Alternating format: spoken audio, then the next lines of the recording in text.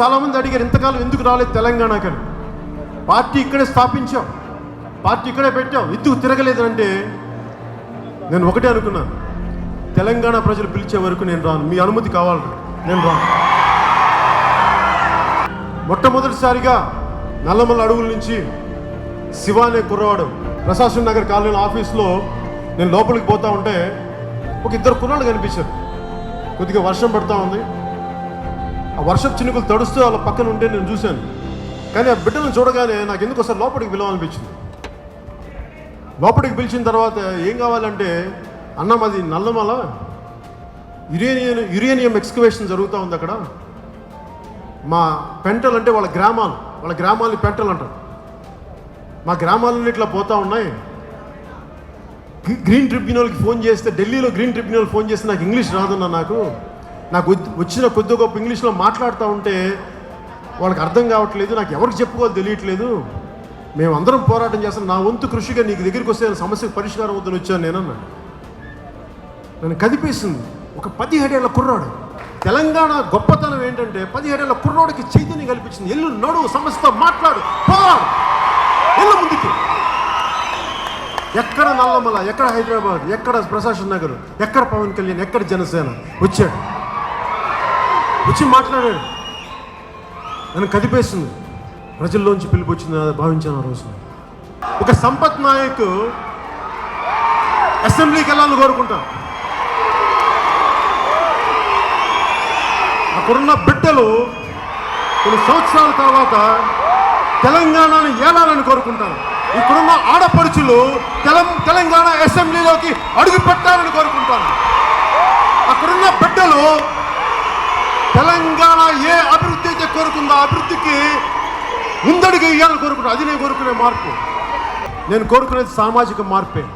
చిన్నగా శివ గురించి చెప్తాను. శివాది అయిపోయిన తర్వాత నేను ఏం చేశాను, అదే సమయానికి నాకు వ్యక్తిగతంగా తెలుసు వి హనుమంతరావు గారు, బీసీ నాయకులు, కాంగ్రెస్ నాయకులు, నాకు వ్యక్తిగతంగా ఆయన తెలుసుకుని నేను చూడడానికి వచ్చారు. ఎలా ఉన్నావు ఏంటి కనుక్కోడానికి వస్తే ఆయనతో మాట్లాడుతూ ఉంటే అనిపించింది. సో ఆ శివ కుర్రోడు గురించి చెప్పి ఇట్లా ఉంది, ఇలా జరిగింది అంటే పదండి అందరం కలిసి ఒక ఆల్ పార్టీ మీటింగ్ పెట్టుకుందాం.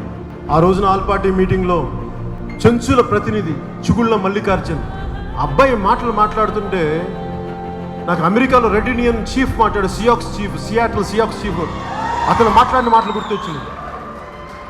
ఈ రోజుకి కదిలిస్తే ఆ బిడ్డ మాటలు, అన్న ఈ వాగులు, వంకలు, సెలయేళ్ళు, ఈ చెట్లు, ఈ పుట్టలు మా అన్నదమ్ములు, మా అక్క చెల్లెళ్ళు అన్న. పెద్ద పులిని పెద్దమ్మ తల్లి అంటాం, తేనెలో ఉండే గడ్డని మల్లన్న అంటాం, ఎలుగుబంటిని లింగమయ్య అంటాం. ఇట్లాగా మేము మా జీవితాలు మేము బతుకుతున్నామన్నా, అడవిని ఆశ్రయించుకునేవాళ్ళం అని మాట్లాడితే నాకు అనిపించింది, ఆ బిడ్డలకి న్యాయం చేయకపోతే ఇంకెవరికి న్యాయం చేస్తాం.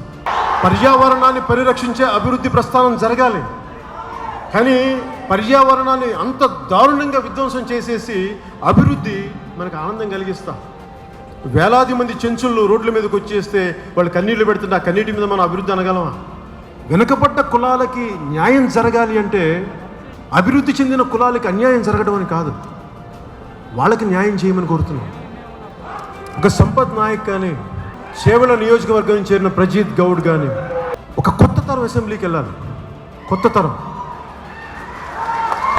మీరు తెలంగాణ అసెంబ్లీలో అడుగు పెట్టాలని నా కోరిక ఊబిళ్ళూరుతుంది. చూడాలన్నా సినిమాలో చూస్తాం, వాళ్ళు చాలా ఆవేశంగా నడుచుకుంటూ వెళ్తాను. కాదు, ఉద్యమ విద్యుత్తుతో నిండిపోయిన మీ శరీరాలు మీరు అసెంబ్లీకి వెళ్తే ఎలా ఉంటుంది, మీరు ప్రజల పక్షాన పోరాడితే ఎలా ఉంటుందో చూడాలన్నా. దానికి నేను సిద్ధంగా ఉన్నా. మేకల్ సతీష్ రెడ్డి కూడా అలాంటి యువకులు వెళ్ళాలి, పార్లమెంట్లోకి వెళ్ళాలి, అసెంబ్లీకి వెళ్ళాలి. సో మహేందర్ రెడ్డి, శంకర్ గౌడ్ కానీ, రామ్ తుల్లూరి గారు కానీ రకరకాల స్థానాల్లో మీరందరూ వెళ్ళాలని కోరుకునేవాడిని. ఎక్కడో మారుమూల శివ అనే కుర్రవాడు 17, ఈరోజు 10, 18, 19 ఉంటాయి. ఒక 10 సంవత్సరాల తర్వాత ఆ అబ్బాయి అటవీ శాఖ మంత్రి అయితే ఎలా ఉంటుందో మీరు ఊహించండి. ఒక చిగుళ్ళ మల్లికార్జున్ పర్యావరణాన్ని పరిరక్షించే మంత్రి అయితే ఎలా ఉంటుందో ఆలోచించాను. నేను అలాంటి వాళ్ళు రావాలని కోరుకుంటున్నాను. ఎందుకు శివ అని మాట్లాడతానంటే, ఎంత ప్రేమ లేకపోతే తన నేల మీద, తన ప్రజల మీద ఎత్తుకుంటూ వస్తాడు. అలాంటి వాడికి కదా మనం అవకాశం ఇవ్వాల్సింది. అలాంటి వ్యక్తులు బాధ్యత తీసుకున్న యువతకి, ఆడపడుచులకి ఇవ్వాలి అవకాశాలు. నేను ఈరోజు మనం వేస్తున్న అడుగు భవిష్యత్తులో శివ అనే కుర్రోడు ఒక బయటికి రావాలి. వాళ్ళ కోసం ఆంధ్రప్రదేశ్లో అవినీతి రాజ్యాలు వెళుతుంటే, ఆంధ్రప్రదేశ్లో దాష్టీకు రాజ్యం వెళుతుంటే తెలంగాణ బాధపడుతుంది. తెలంగాణ సఫర్ ఎందుకు చెప్తున్నాను, అక్కడి నుంచి మళ్ళీ వలసలు వచ్చేస్తాయి. 2014లో చెప్పాను మీకు, పాలకులు చేసిన తప్పులకి ప్రజలు సఫర్ అవుతారని. ఈసారి ఆ తప్పు జరగకూడదు. ఆ తప్పు జరగకుండా చూసుకుంటాం నేను బాధ్యత తీసుకుంటాను. దాష్టీకానికి ఎదురొడ్డు నిల్చుంటాం. నాకు రాజకీయాలు సరదా కాదు, ఇష్టం కాదు, నాకు బాధ్యత. నాకు ఇక్కడ ఎక్కడో నెల్లూరులో ఉన్నప్పుడు తెలంగాణ సాయుధ పోరాటం చదివి ఇంటర్మీడియట్ ఫస్ట్ ఇయర్లో ఉన్నప్పుడు తెలంగాణ సాయుధ పోరాటం స్ఫూర్తి చెందినవాడిని. అది తీసుకొచ్చి నన్ను గుండెలో ఇక్కడ నిలబెట్టింది. భగత్ సింగ్ మాటలు, నాకు ఇష్టమైన కవి శేషేంద్ర మాటల తోటలు నా గుండెల్లోంచి దూసుకొచ్చినాయి.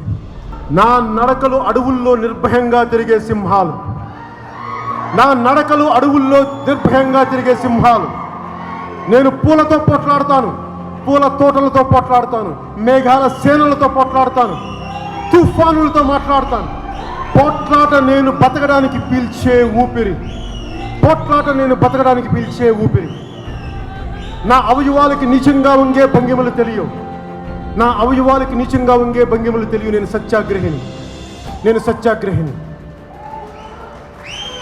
సత్యం నా గుండెల్లో బద్దలవుతున్న అగ్నిపర్వతం, సత్యం నా గుండెల్లో గర్జిస్తున్న జలపాతం. నేనింత కలిపి పిడికిడి మట్టే కావచ్చు, నేనింత కలిపి పిడికిడి మట్టే కావచ్చు, కానీ గొంతెత్తితే ఒక దేశపు జెండాకున్నంత పొగరు. నేను సత్యాగ్రహినని భగత్ సింగ్ నా గుండెల్లో శేషేంద్ర శర్మ ద్వారా మాట్లాడిన మాటలు. పోరాడితే పోయేదేముంది, బానిస సంఖ్యలు తప్ప. భయపడకుండా ముందుకు పోదాం, బాధ్యతతో పార్టీని నడుపుదాం. మన కోసం, మన ప్రజల కోసం, మన భావితరాల కోసం పనిచేద్దాం. ఇలాంటి స్ఫూర్తిని, ధైర్యాన్ని గుండెల్లో నింపిన తెలంగాణ నేల తల్లికి మొక్కుతూ, జన్మనిచ్చిన భరతమాతకి జేజేలు పలుకుతూ ముందుకు నడుద్దాం. స్వస్తి.